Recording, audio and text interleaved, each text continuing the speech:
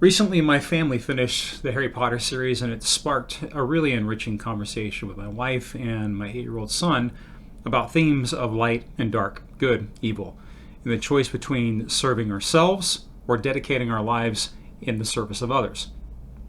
And while these concepts were fresh in my mind, I was struck when my son started singing Demons by Imagine Dragons.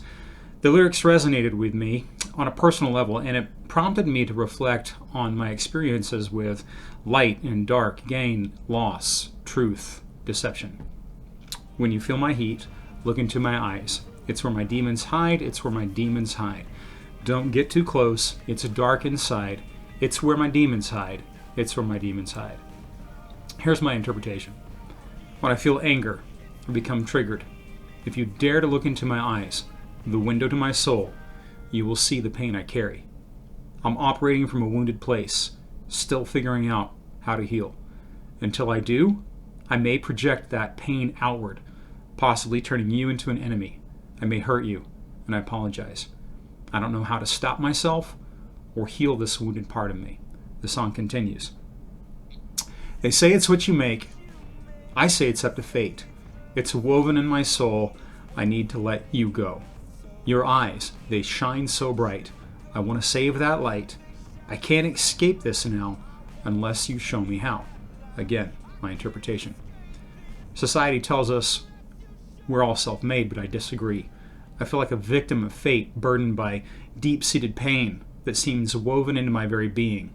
You, however, shine with a light of love that I can feel, and I want to understand it. I want to embody that light too, but I don't know how. This line of thought led me to reflect on religion and shadow work. The shadow represents the unconscious parts of ourselves that we reject or deny, our fears, our desires, our impulses that are deemed unacceptable by society. We all grapple with the struggles between light and dark. I'm going to use Harry Potter as an example, where magic divides the world into good and evil forces, almost if they exist in separate realms. However, the truth is that they're both part of the same world, part of us. Light magic, dark magic, they serve as metaphors for our internal struggles. A poignant illustration of this is Harry Potter himself. Harry carries a part of Voldemort's soul within him, an embodiment of darkness.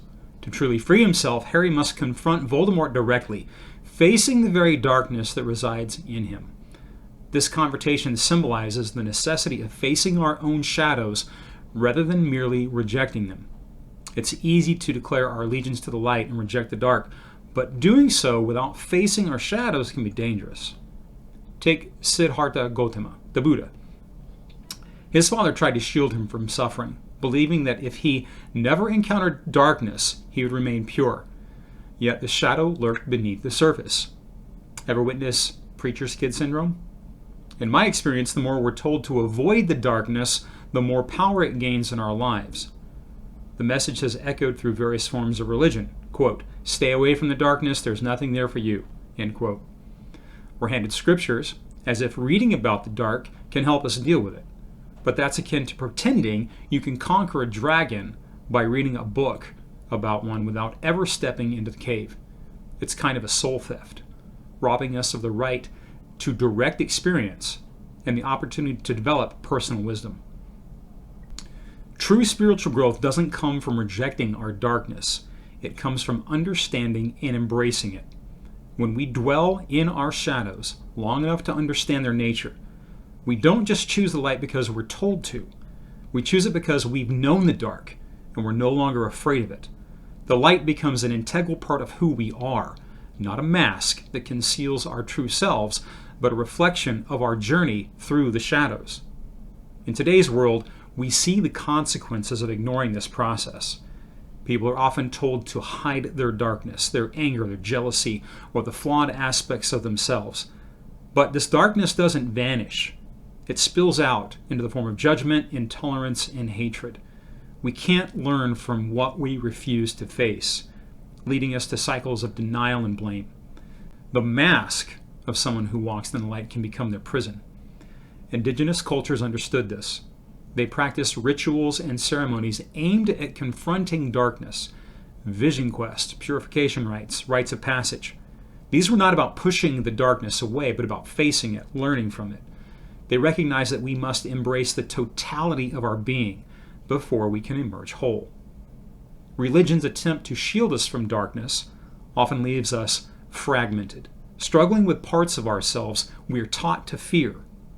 The more we suppress our shadows, the more they control us from the background. Consider the Pharisees, those who appeared outwardly righteous and wore their holiness like armor. Yet Jesus chose to spend his time with the outcasts, those unafraid to acknowledge their darkness. In their honesty, they were closer to holiness than those who judged them. Drawing from indigenous wisdom, we all carry wolves inside of us, the good wolf and the bad wolf. The goal isn't to starve one while feeding the other, but to find balance to integrate them. The good wolf cannot thrive without a bad wolf, and vice versa. Day and night coexist. Only by sitting with our darkness and learning from it can we truly walk in the light. Until we do, any choice we think we've made is hollow, because it isn't truly ours. When we integrate our shadows, we cease to judge others for their struggles. We know the darkness, and we don't fear it in others. The outcasts become our teachers. The sinners, addicts, and shunned individuals are often closest to the truth because they're actively confronting their darkness. They're real, and that's where wholeness begins. This is why I believe that the most spiritually advanced individuals are not the ones who appear flawless or strictly rule-abiding, masking their demons behind a facade. This only indicates denial and avoidance of their inner struggles. True spiritual advancement lies in those who have faced their abyss, acknowledged their demons, and emerged stronger. They integrate light and shadow, move beyond ego, and turn imperfections into stepping stones towards deeper wisdom and compassion. Spiritual growth arises from authenticity, humility, and the courage to confront our imperfections, not from perfection or blind adherence to rules. That's the path to wholeness, not denial of darkness, but its full integration. Only then can we genuinely choose the light, informed by the knowledge of what lies on the other side.